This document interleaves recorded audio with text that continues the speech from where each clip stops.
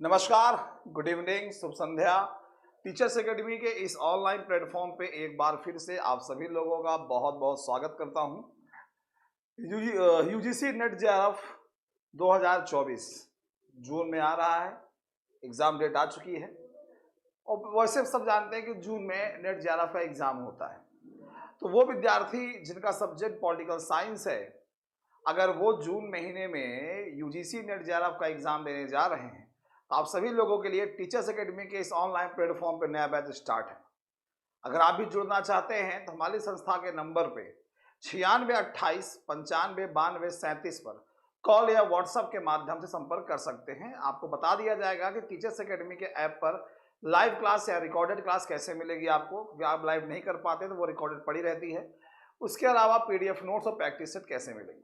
चलिए, किसी प्रकार की कोई सूचना अगर आप चाहते हैं तो संपर्क कर सकते हैं। चलिए, तो आज हम शुरू करते हैं अपना अगला प्रैक्टिस सेट। सभी लोगों को नमस्कार, गुड इवनिंग। प्रतिभा जी, निधि जी, नीलम जी, सभी लोगों का बहुत बहुत स्वागत है। और आज एक बार फिर से आप सभी के सामने उपस्थित हुए हैं प्रैक्टिस सेट को लेकर के। सभी लोग फटाफट आ जाइए, क्लास शुरू करें अपनी हम लोग। चलिए शुरू करते हैं। और ये रहा स्क्रीन पर पहला प्रश्न, लॉर्ड सभा की अध्यक्षता कौन करता है। प्रश्न है, लॉर्ड सभा की अध्यक्षता कौन करता है। लॉर्ड चांसलर करता है, स्पीकर करता है, महान्यायवादी करता है, प्रधानमंत्री करता है। यदि पांडे जी कह रही मेरा प्रैक्टिस में क्वेश्चन बहुत गलत हो रहा है, क्या थ्योरी पढ़िए, थ्योरी क्लियर होगा तभी ना आप क्वेश्चन कर पाएंगे डियर। थ्योरी अगर आपको क्लियर रहेगी तभी आप कर पाएंगे। बताइए, लॉर्ड सभा की अध्यक्षता कौन करता है। देखिए, लॉर्ड सभा, पहली बात तो बता दूं, लॉर्ड सभा का संबंध कहां से है। यूनाइटेड किंगडम से है। ठीक, यूनाइटेड किंगडम से है। तो वहां पे लॉर्ड सभा की अध्यक्षता कौन करता है। ठीक है, जैसे हमारे यहाँ एक होता है निचला सदन, एक होता है ऊपरी सदन, एक होता है लोकसभा, एक होता है राज्यसभा। तो वहां पर भी ऊपरी सदन माना है, गुड इवनिंग सभी लोग को, वहां पर ऊपरी सदन माना जाता है लॉर्ड सभा को। और अगर बताऊं मैं आपको लॉर्ड सभा के बारे में, तो यह संख्या के मामले में दुनिया का सबसे बड़ा सदन है। ठीक है, संख्या के मामले में सबसे बड़ा, ठीक, सबसे बड़ा सदन माना जाता है ये लॉर्ड सभा। और इसकी अध्यक्षता कौन करता है, बता दूं मैं, लॉर्ड सभा का पीठासीन अधिकारी होता है। एक लॉर्ड सभा का पीठासीन अधिकारी होता है जिसे कहा जाता है लॉर्ड चांसलर। यही लॉर्ड चांसलर भैया हैं जो लॉर्ड सभा की अध्यक्षता करते हैं। बिल्कुल, ए इज द करेक्ट ऑप्शन, जिन जिन लोगों ने ए आंसर दिया है। नमस्कार। ठीक है, चलिए अगले प्रश्न की ओर। शक्ति संतुलन व्यवस्था के संतुलन का सबसे अधिक इस्तेमाल किया जाने वाला साधन क्या है। शक्ति संतुलन हमने पढ़ा है, आईआर में पढ़ा है, तुलनात्मक में थोड़ा बहुत आता है। युद्ध, शांति, सहबंध, तटस्थीकरण। बताइए, शक्ति संतुलन व्यवस्था का सबसे अधिक इस्तेमाल किया जाने वाला साधन क्या है। बताइए, बैलेंस ऑफ पावर थ्योरी।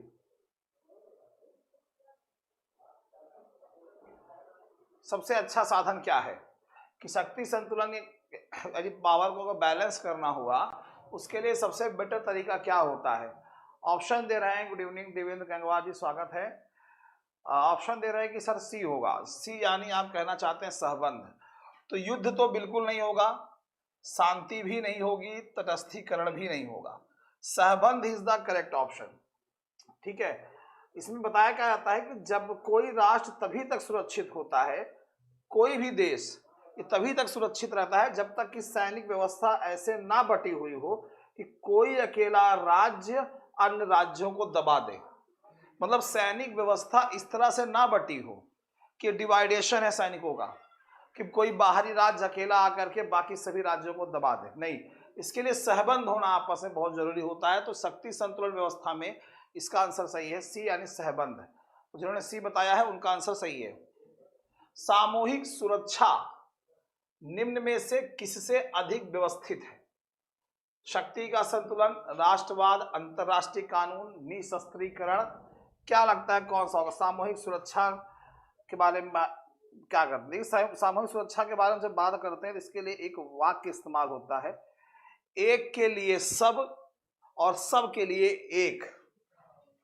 ठीक है, एक के लिए सब और सब के लिए एक, ये एक के लिए सब और सब के लिए एक, ये इसका जो है सामूहिक सुरक्षा के लिए सबसे बेहतरीन सेंटेंस कहा जाता है। मतलब किसी राष्ट्र की शांति सुरक्षा हेतु सामूहिक कार्यवाही करने को तत्पर रहेंगे।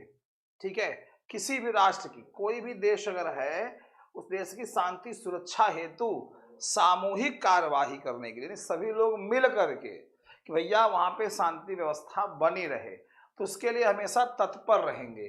ठीक है, और जब ऐसा होगा तो इसमें सबसे अच्छा योगदान जो होगा, शक्ति का संतुलन, बैलेंस बना रहेगा। क्या बना रहेगा? बैलेंस बना रहेगा पावर का। तो आंसर आपका यहाँ पे सही है ए। जिन लोगों ने ए बताया है उनका आंसर यहाँ पे एकदम सही है। प्रतिभा जी कह रही ए होगा, बिल्कुल ए इज द करेक्ट ऑप्शन। कौन सा संयुक्त राष्ट्र का सबसे बड़ा अंग माना गया है? इसमें कौन सा है जो संयुक्त राष्ट्र संघ का सबसे बड़ा अंग माना गया है? एक माना गया है सुरक्षा परिषद है, न्यास परिषद है, अंतर्राष्ट्रीय न्यायालय है, सामान्य सभा है। इन सभी के बारे में मैंने क्लास बताई है आप लोग को, यूट्यूब पे आप देख सकते हैं, लाइव अभी 20-25 दिन पहले लिया था। सबसे बड़ी और सबके बारे में डिटेल से मैंने बताया है। जो लोग पढ़े होंगे उनका आंसर एकदम सही आएगा। सबसे बड़ा अंग कौन सा है? सबसे बड़ा अंग कौन सा? सुरक्षा परिषद है, न्यास परिषद है, अंतर्राष्ट्रीय न्यायालय है या सामान्य सभा है? गुड इवनिंग सरिता कुमारी जी, स्वागत है डियर आपका। सर फोर्थ का क्या, आपका फोर्थ का कौन सा ऑप्शन बताए? निधि जी आ ही नहीं रहा है, उसमें लिख नहीं रहा है। फोर्थ का ए होगा, किस कोई कह रहा 4 होगा, तो फोर्थ का आंसर सही है ए, सामान्य सभा। संयुक्त राष्ट्र का सबसे बड़ा अंग माना जाता है। 1 जनवरी 1942 में, ठीक है, 1 जनवरी 1942 अमेरिका के प्रेसिडेंट थे रूजवेल्ट साहब। आप सभी जानते हैं उनका नाम, रूजवेल्ट साहब थे। तो रूजवेल्ट साहब ने क्या किया था? संयुक्त राष्ट्र शब्द का इस्तेमाल किया था। इसका तो यहाँ पर आंसर सही है सामान्य सभा। ठीक है, सामान्य सभा। आपसे यहाँ से एक प्रश्न और पूछता है कि संयुक्त राष्ट्र का मुख्यालय कहाँ है? तो भी याद रखिएगा न्यूयॉर्क में है। कहाँ पे है? न्यूयॉर्क में। तो बिल्कुल D is the correct option. बिल्कुल निधि पटेल जी, महासभा, बिल्कुल वही सामान्य सभा, महासभा उसी कहते हैं। अगला प्रश्न, दक्षिण दक्षिण सहयोग के लिए वार्षिक संयुक्त राष्ट्र दिवस कब मनाया जाता है? दक्षिण दक्षिण होता है एक, उत्तर दक्षिण उत्तर होता है। तो बताइए क्या होगा इसका आंसर? वार्षिक संयुक्त राष्ट्र दिवस कब मनाया जाता है?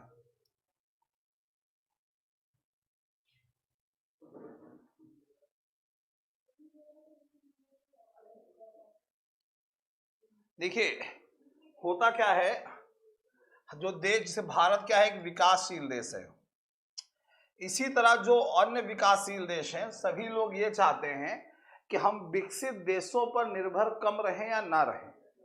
विकसित देशों पर, डेवलपिंग कंट्रीज ये नहीं चाहती हैं कि हम डेवलप्ड कंट्रीज पे ज़्यादा डिपेंडेंट रहें, ज़्यादा निर्भर रहें।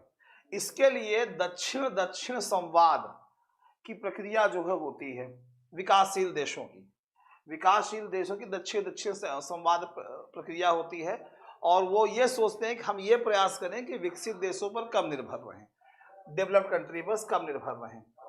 ठीक है, और इसका वार्षिक संयुक्त राष्ट्रीय दिवस जो मनाया जाता है वो मनाया जाता है 12 सितंबर को। कब मनाया जाता है? 12 सितंबर को मनाया जाता है। सी नहीं होगा, बी नहीं होगा, D is the correct option.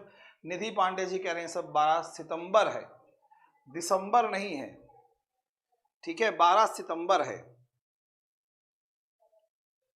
ठीक, 12 सितंबर है।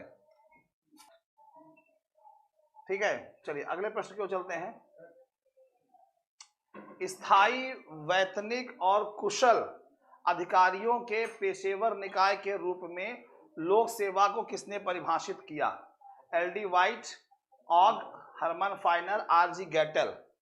किसने? लोक प्रशासन जो खुला दो। अरे खुला, बताइए स्थायी वैतनिक और कुशल अधिकारियों के पेशेवर निकाय के रूप में लोक सेवा को किसने प्रभावित किया है? बताइए, बहुत सटीक आंसर बताइएगा इसका। किसने किया है?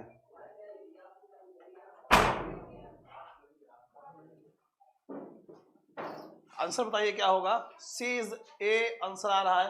निधि पांडे जी, आपका आंसर दिख नहीं रहा है। आपके आंसर पे पीडीएफ टाइप मॉडल बन के आ रहा है, आपका आंसर दिख नहीं रहा है, क्या दे रही हैं? तो आंसर सही है, आंसर सही है A, Herman Finer. Herman Finer is the correct answer.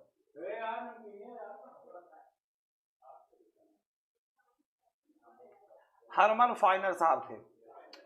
इन्होंने कहा कि लोक सेवा आयोग द्वारा कठिन परीक्षा कराकर कुशल अधिकारियों की भर्ती की जाती है जो कि स्थायी एवं वैतनिक होते हैं। ठीक है, हरमन फाइनर साहब ने। हरमन फाइनर साहब ने कहा कि लोक सेवा आयोग द्वारा कुशल अधिकारियों की जो भर्ती होती है वो कठिन परीक्षा करा के की जाती है। ये हरमन फाइनर साहब कहते हैं जब हम लोक प्रशासन पढ़ते हैं नेट जेआरएफ में तब। लेकिन अभी अगर आप देखा जाए तो अभी जो एक सोशल मीडिया पे या जो आप देख सकते जगह जगह बच्चे बोल रहे हैं कि लोक सेवा आयोग पे आरओ का पेपर आउट हो गया, तो कठिन परीक्षा है फिर भी आउट हो गया। ठीक, तो आंसर इसका सही है यहाँ पे, सी इज द करेक्ट ऑप्शन। अगला बताइए, किस प्रकार का परीक्षण मुख्य रूप से प्रकृति में व्यक्तिपरक होता है और अक्सर उम्मीदवारों द्वारा संदेह के साथ देखा जाता है? लिखित परीक्षण, मौखिक परीक्षण, प्रदर्शन परीक्षण, योग्यता परीक्षण। किस प्रकार का परीक्षण मुख्य रूप से व्यक्तिपरक होता है? बताइए, इस प्रश्न का आंसर क्या होगा? हाँ बिल्कुल निधि जी, अभी आपका आंसर आ गया। बताइए इस प्रश्न का आंसर क्या होगा?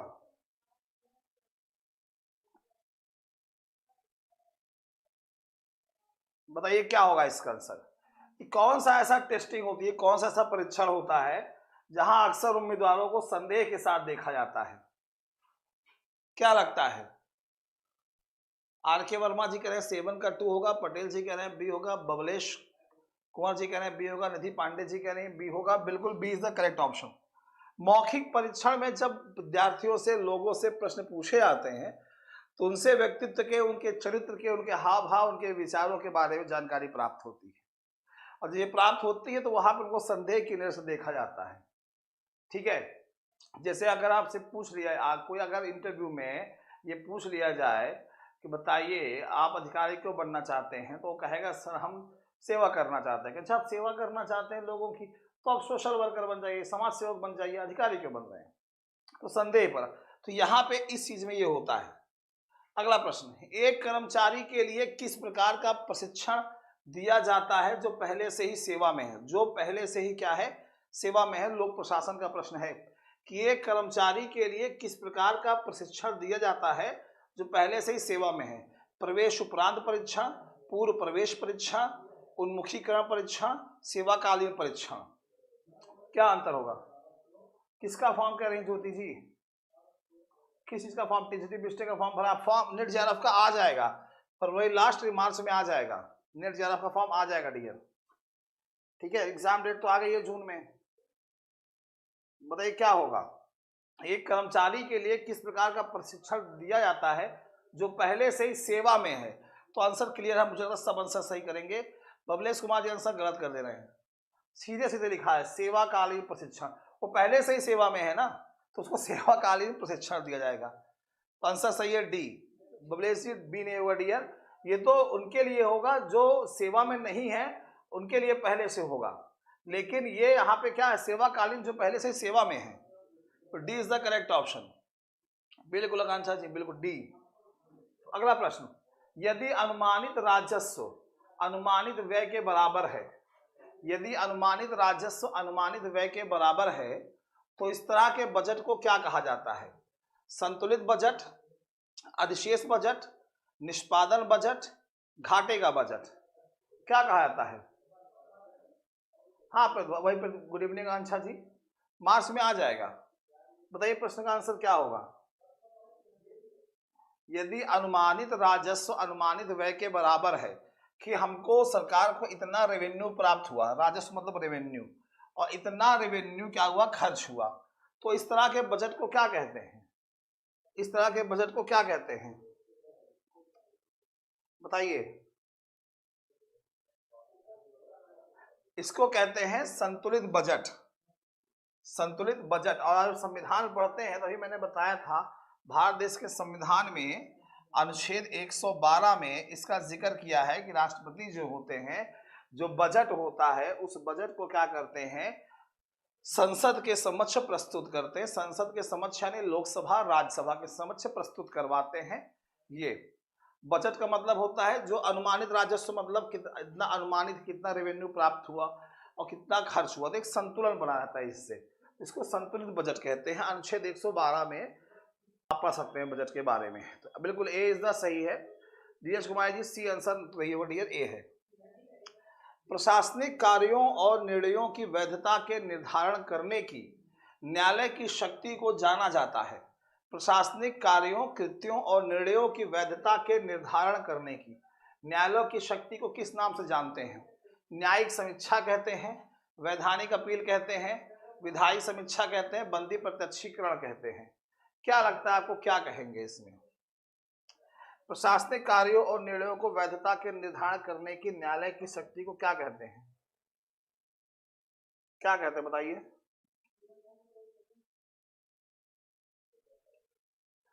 प्रशासनिक, जो भी प्रशासनिक कार्य होते हैं और जो निर्णय लिए जाते हैं वो वैध है या अवैध है, गलत तो नहीं है, सही है, उसके निर्धारण करने की न्यायालय की शक्तियों को जानते हैं न्यायिक समीक्षा के नाम से। किस नाम से? न्यायिक समीक्षा के नाम से जानते हैं। ए आंसर यहाँ पे आ रहा है सभी लोगों का, बिल्कुल ए इज द करेक्ट ऑप्शन। जो लोग ए बता रहे हैं उनका आंसर यहाँ पे सही है। अगला प्रश्न, राज्य की उत्पत्ति के संबंध में कौन सा सिद्धांत इस धारणा से शुरू होता है कि राज्य की उत्पत्ति से पहले मनुष्य प्राकृतिक अवस्था में रहता